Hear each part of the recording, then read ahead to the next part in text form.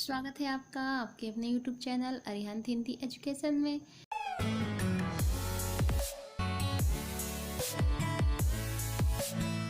यदि आप मेरे चैनल पे नए हैं तो प्लीज़ मेरे चैनल को सब्सक्राइब करें, लाइक करें, शेयर करें और कमेंट्स भी करें। तो चलिए बढ़ते हैं आज के विषय की ओर।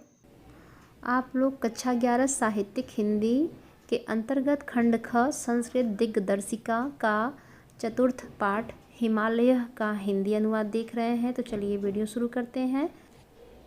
भारतदेशस्य सुविस्तृतायाम् उत्तरस्यां दिशि स्थितो गिरिपर्वतराजो हिमालय इति नाम्नाभिधीयते जनैः।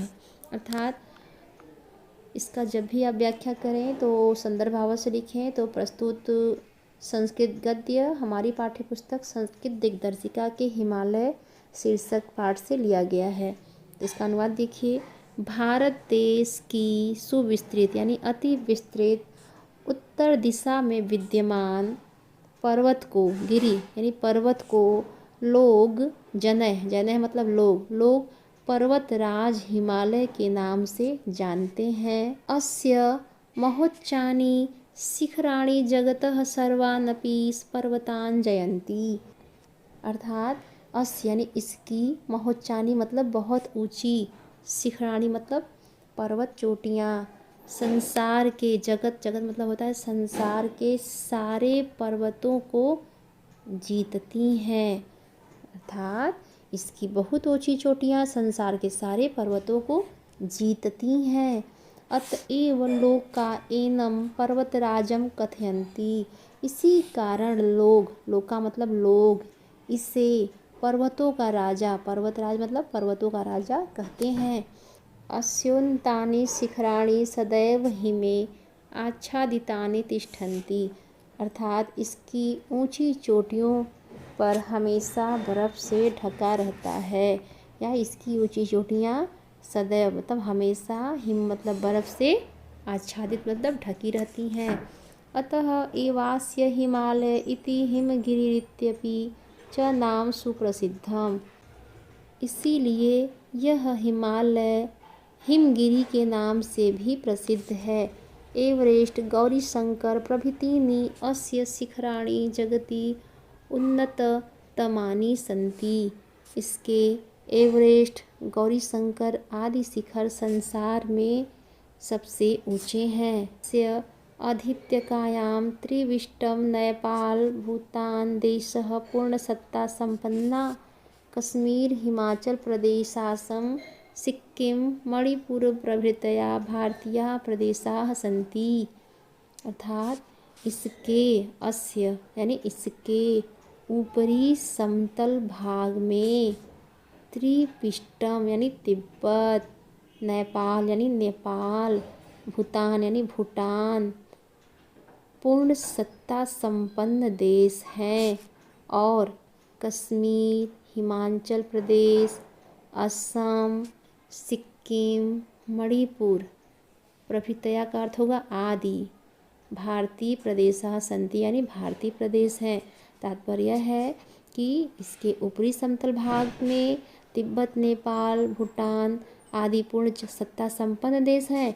तो कश्मीर, हिमाचल प्रदेश, असम, सिक्किम, मणिपुर आदि इसके भारतीय प्रदेश हैं। उत्तर भारतस्य पर्वतीयो भागो अपि हिमालयस्यैव प्रान्तरे तिष्ठति। अर्थात उत्तर भारत का पर्वतीय भाग भी हिमालय के ही अंतर्गत स्थित है। अयं पर्वतराजः भारतवर्षस्य उत्तरसीम्नि स्थितः तत् प्रहरीव शत्रुभ्यं सत्तं रक्षति।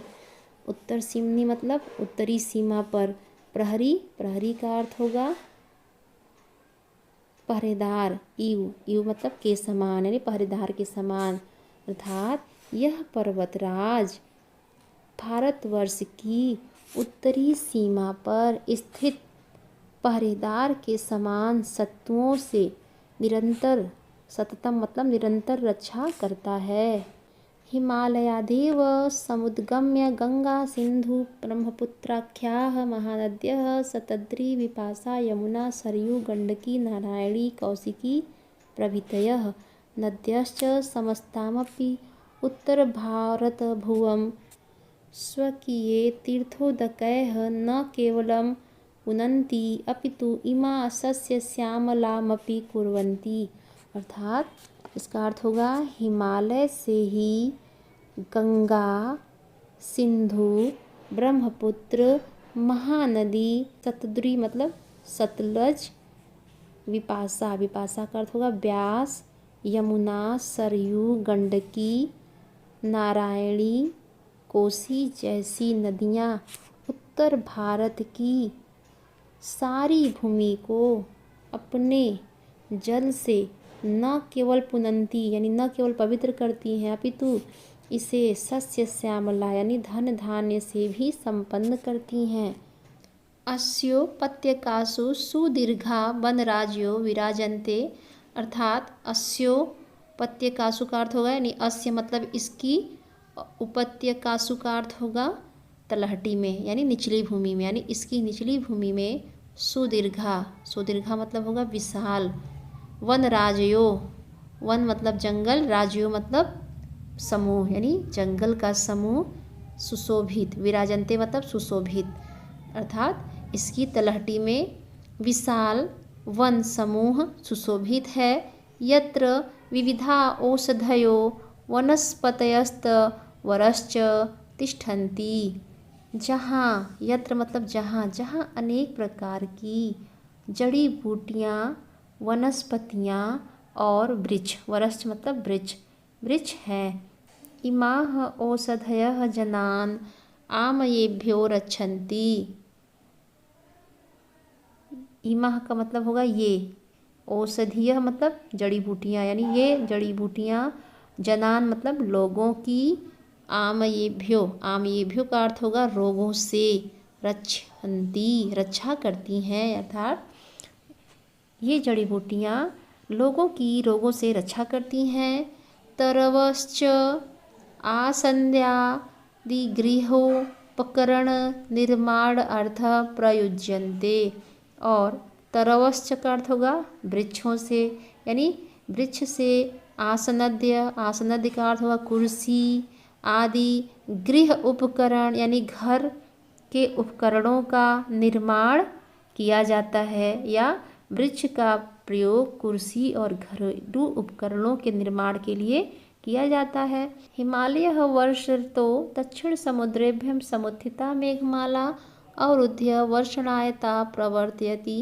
अर्थात हिमालय वर्षा ऋतु में दक्षिणी समुद्र से, समुत्थिता मतलब उठने वाली, मेघमाला यानी बादलों के समूह को अवरुद्ध, अवरुद्ध क्या अर्थ होगा रोक कर, ताम उन्हें, वर्षणाएं बरसने के लिए, प्रवर्तयति अर्थात प्रेरित करता है। तात्पर्य है कि हिमालय वर्षा ऋतु में दक्षिणी समुद्र से उठने वाले बादलों के समूह को रोककर उन्हें वर्षा के लिए प्रेरित करता है। अस्योपत्यकायां विद्यमानः कश्मीरो देशः स्वकीयाभिः सुषमाभिः भूस्वर्ग इति संज्ञा अभिहितो भवति लोके। अस्योपत्यकाया मतलब इसकी घाटी में, विद्यमान मतलब स्थित, यानी इसकी घाटी में स्थित कश्मीर अपनी स्वकीया भी, सुषमा भी यानी अपनी शोभा से संसार में भूस्वर्ग यानी पृथ्वी के स्वर्ग के नाम से पुकारा जाता है।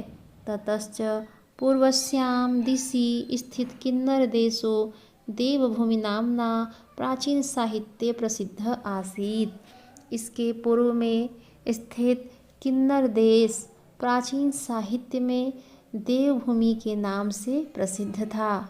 अद्यापि कुल्लू घाटी इति नाम्ना प्रसिद्धो अयं प्रदेशः रमणीयतया केषां मनो न हरति। आज भी, अद्यापि का अर्थ होगा आज भी, कुल्लू घाटी के नाम से प्रसिद्ध यह प्रदेश रमणीयता से किसके मन को नहीं हरता।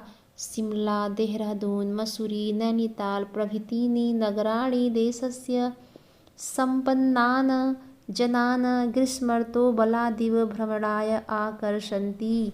इसके शिमला, देहरादून, मसूरी, नैनीताल प्रभृतीनि का अर्थ होगा आदि शहर देश के संपन्न जनानान यानी धनी लोगों को ग्रीष्मर्तो बलादिव भ्रमणा यानी गर्मी के ऋतु में बलपूर्वक भ्रमण के लिए आकर्षित करते हैं।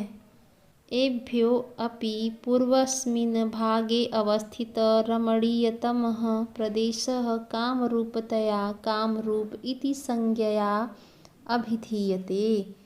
इससे भी पूर्व भाग में स्थित सबसे अधिक रमणीय दार्जिलिंग प्रदेश कामरूप नाम से पुकारा जाता है।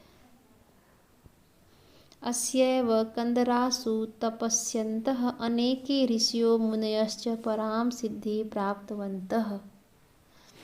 इसकी कंदरा मतलब गुफा यानी इसकी गुफाओं में तपस्या करते हुए अनेक ऋषि और मुनि परम सिद्धि को प्राप्त हुए। अस्य सिद्धिमत्वं विलोक्यैव उपहवरे गिरिणां संगमे च नदीनां धिया विप्रो जायतः इत्यादि कथयन्तः वैदिका ऋषयः अस्य महत्त्वं स्वीकृतवन्तः। अर्थात अस्य सिद्धिमत्वम का अर्थ होगा इसकी सिद्धि को, विलोक्य मतलब देखकर, उपहवरे मतलब गुफा में यानी इसकी संपन्नता को देखकर, पर्वतों की गुफा में और नदियों के संगमे च नदी नाम और नदियों के संगम पर बुद्धि से युक्त विप्रो जायत यानी ब्राह्मण हुए। अर्थात इसकी परम सिद्धि को देखकर ही पर्वतों की गुफा में और नदियों के संगम पर ही बुद्धि से युक्त ब्राह्मण हुए आदि मंत्र कहते हुए ऋषियों ने, वेद काल के वैदिक ऋषि यानी वैदिक ऋषियों ने इसकी महानता को स्वीकार किया था। पुराणेषु सर्वविधानां सिद्धीनां प्रदातुः शिवस्य स्थानम् अस्यैव पर्वतस्य कैलासशिखरे स्वीकृतमस्ति। पुराणों में सब प्रकार की, पुराणेषु मतलब पुराणों में सब प्रकार की सिद्धियों को देने वाले शिव का स्थान भी इसी पर्वत की कैलाश चोटी पर स्वीकार किया गया है। अस्यैव प्रदेशेषु बद्रीनाथ केदारनाथ पशुपतिनाथ हरिद्वार ऋषिकेश वैष्णो देवी ज्वाला देवी प्रभृतीनि तीर्थस्थानानि सन्ति। अर्थात इसी प्रदेश में बद्रीनाथ केदारनाथ पशुपतिनाथ हरिद्वार ऋषिकेश वैष्णो देवी ज्वाला देवी आदि तीर्थस्थान हैं। अतएव पर्वतराजयो अयं हिमालयः रक्षकतया पालकतया सर्वौषधिभिः संरक्षकतया सर्वसिद्धिप्रदातृतया च भारतीयेषु जनेषु सुतरां समादृतः पर्वतराजः इति। इसलिए यह पर्वतों का राजा हिमालय रक्षक तथा पालक होने के कारण सभी प्रकार की औषधियों से रक्षा करने वाला तथा सभी प्रकार की सिद्धियों को देने वाला होने के कारण भारतीय सुजनेशु यानी भारतीय मनुष्यों में अधिक आदरणीय पर्वतराज है। तो ये संस्कृत दिक्दर्शिका का चौथा अध्याय था। इसके पहले, दूसरे और तीसरे पाठ की वीडियो का लिंक इसी के डिस्क्रिप्शन में दिया हुआ है। तो आज के लिए इतना ही। धन्यवाद।